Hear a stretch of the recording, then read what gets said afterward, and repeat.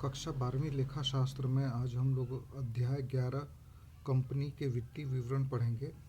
और ये भाग बी यहाँ से चालू होता है। भाग ए हमने ख़त्म कर लिया है और आज इसमें हम लोग देखेंगे कंपनी के वित्तीय विवरण या financial statements of a company. और इस अध्याय में से प्रायः थ्योरी के ही प्रश्न आते हैं और प्रैक्टिकल कुछ खास है नहीं, तो इसके थ्योरी को आप लोगों को देखने की ज़रूरत है।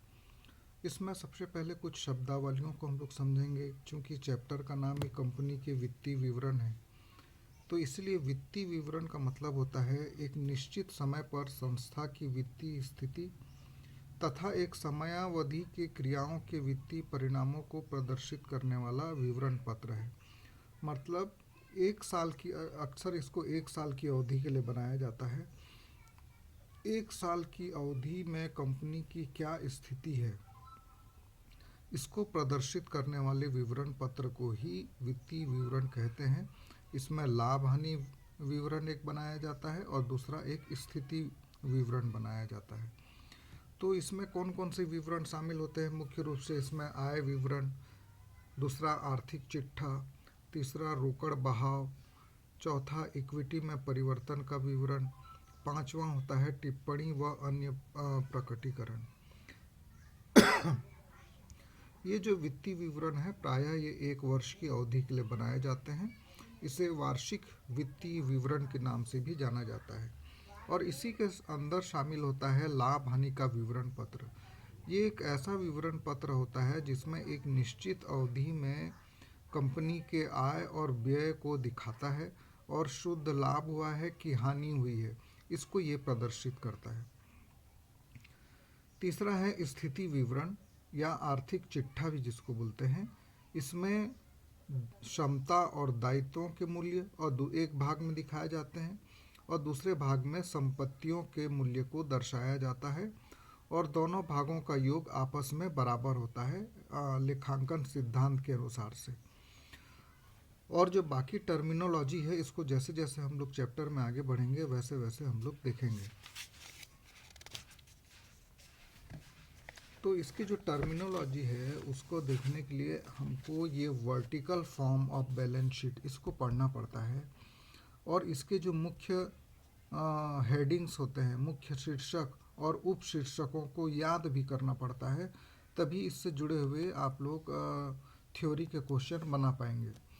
तो ये जो पहला भाग है ये हमारा है दायित्व तरफ का, जिसमें है इक्विटी और लायबिलिटीज़, समता और दायित्व। इसमें पहला आता है अंशधारी का कोष, उसमें कितनी अंश पूंजी है, संचय और आधिक्य क्या है, शेयर वारंटों के बदले प्राप्त धन,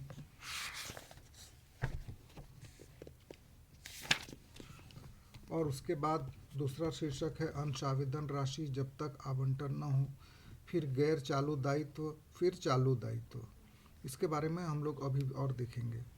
उसके बाद जो दूसरा भाग होता है, ये पहला भाग हो गया दायित्वों का और दूसरा भाग होता है संपत्तियों का। तो ये जो दायित्व और संपत्तियां बिल्कुल बराबर होने चाहिए। संपत्ति में दो संपत्तियां आती हैं, एक तो गैर चालू संपत्तियां और दूसरा चालू संपत्तियां। तो इनके बारे में और थोड़ा सा हम लोग देखेंगे कि इसकी विषय वस्तु में और क्या क्या होता है। तो समता और दायित्व जो लिखा हुआ था उसमें हम लोगों के क्या क्या मद आते हैं ये देखते हैं। सबसे पहले अंशधारियों का कोष आता है, ये पहले नंबर में रहता है। इसमें अंश पूंजी होती है, मतलब अंश पूंजी का आशय कंपनी के स्वामियों का उसमें उनके हिस्से से होता है और इसको आर्थिक चिट्ठे में दर्शाते हैं, ये अंश पूंजी होती है। दूसरा है अधिकृत अंश पूंजी, ये वो पूंजी होती है जिसका कंपनी ने रजिस्ट्रेशन किया है और इसकी एक विशेषता ये होती है कि इससे ज़्यादा कंपनी पूंजी निर्गमित नहीं कर सकती। फिर अंश पूंजी का जो दूसरा पार्ट होता है वो है निर्गमित अंश पूंजी, जिसको जनता को निर्गमित किया गया है उसको हम लोग निर्गमित अंश पूंजी कहते हैं। प्रार्थित अंश पूंजी किसको बोलते हैं? जब निर्गमित पूंजी का वह भाग जिसे जनता ने लेने के लिए अपनी स्वीकृति दे दी है उसको प्रार्थित अंश पूंजी, अर्थात जिनके लिए जनता ने आवेदन दे दिया है। फिर मांगी गई पूंजी, इसको कॉल्ड अप कैपिटल बोलते हैं, अर्थात कंपनी अपने अंशों का मूल्य एक साथ या अनेक किस्तों में मांग सकती है। और कंपनी अंशों का कुछ मूल्य आवेदन पर, कुछ आवंटन पर और कुछ याचनाओं में मांगती है। इसको हम लोग पढ़ भी चुके हैं पिछले अध्याय में। इस प्रकार कंपनी के द्वारा जो किस्तें मांगी जाती हैं, चाहे आवंटन हो चाहे याचना हो, उसको मांगी गई पूंजी कहते हैं। और मांगी गई का वो भाग जिसको जनता ने चुका दिया है उसको चुकता पूंजी बोलते हैं। और जो भाग प्राप्त नहीं हुआ है उसको बकाया याचना बोलते हैं। और संचित पूंजी, देखिए यहाँ पे दो चीज़ें हैं, एक तो है रिजर्व कैपिटल और दूसरा है संचय और आधिक्य। ये दोनों में प्रायः कन्फ्यूज़न होता है। संचित पूंजी वो होती है जिसको कंपनी अपने समापन के समय मांगती है। निर्गमित पूंजी का वो भाग होता है जिसको कंपनी सुरक्षित रखती है और उसको कंपनी अपने समापन पर ही मांगती है, केवल विघटन पर ही मांगा जाता है, उसको संचित पूंजी बोलते हैं। और संचय या आधिक्य क्या होता है? ये लाभ का एक भाग होता है जो कि अविभाजित लाभ में से संचय किया जाता है। हर साल लाभ में से एक भाग कंपनी के भविष्य की योजनाओं के लिए संचित कर दिया जाता है, उसको ही संचय तथा आधिक्य बोलते हैं। संचय और आधिक्य में कौन कौन सी मदें होती है? पूंजी संचय, पूंजी शोधन संचय, प्रतिभूति प्रीमियम संचय, ऋण पत्र शोधन संचय और ये बाकी कर संचय आगे, ये सारी चीज़ें इसमें शामिल की जाती हैं।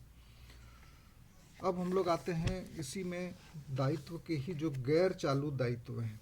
इसके बाद गैर चालू दायित्व में पहला होता है दीर्घकालीन उधार, जो लंबे समय के लिए लिया हो गया होता है। फिर अन्य ऋण और अग्रिम आते हैं। यदि ऋण लेते समय कोई प्रतिभूति दी है तो इसका लेखा टिप्पणी में दीर्घकालीन ऋण के नीचे में किया जाता है। उसके बाद स्थगित कर दायित्व जो होते हैं उसको दे लिखा जाता है। फिर अन्य दीर्घकालीन दायित्व जैसे व्यापार के देय जो 12 माह से ज़्यादा के होते हैं।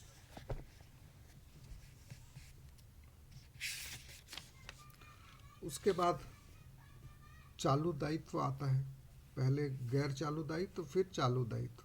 चालू दायित्व में अल्पकालीन उधार, व्यापार देय और अन्य चालू दायित्व इसमें शामिल किए जाते हैं। तो इस प्रकार ये जो है कंपनी का दायित्व तरफ का पक्ष पूरा हो जाता है। अब हम लोग देखेंगे संपत्तियों का विवरण। संपत्ति में दो प्रकार की संपत्तियां होती हैं, एक तो गैर चालू संपत्ति और दूसरा चालू संपत्ति। गैर चालू संपत्ति का मतलब वो संपत्ति जो चालू संपत्ति नहीं है। तो चालू संपत्ति क्या क्या है इसको हम लोग देखेंगे।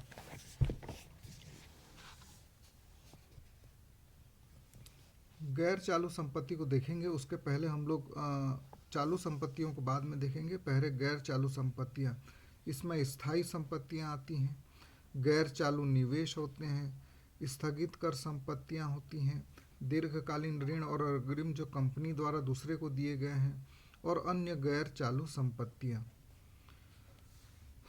स्थायी संपत्तियां भी दो प्रकार की होती हैं, एक मूर्त संपत्ति जिसको छुआ और देखा जा सकता है जैसे भूमि, भवन, मशीन, फर्नीचर, और अमूर्त संपत्ति जिसको देखा नहीं जा सकता, छुआ नहीं जा सकता, जैसे ख्याति, ब्रांड, ट्रेडमार्क, सॉफ्टवेयर, कंप्यूटर के, ये सारी चीज़ें आती हैं।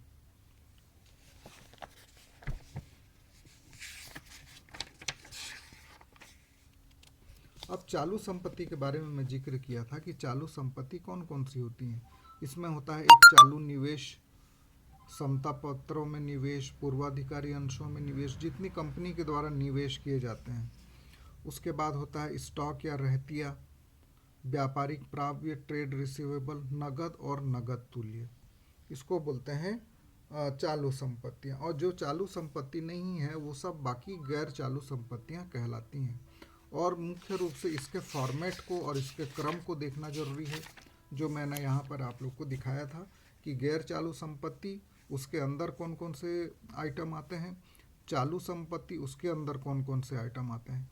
क्योंकि प्रश्न में ऐसा ही आता है, जैसे कि मैं बता दूं, स्कंद को आप चिट्ठे में कहाँ पर लिखेंगे, कौन से शीर्षक के अधीन लिखेंगे, तो आपको उत्तर लिखना होगा कि स्कंद को हम लोग चालू संपत्तियों के अंतर्गत लिखेंगे।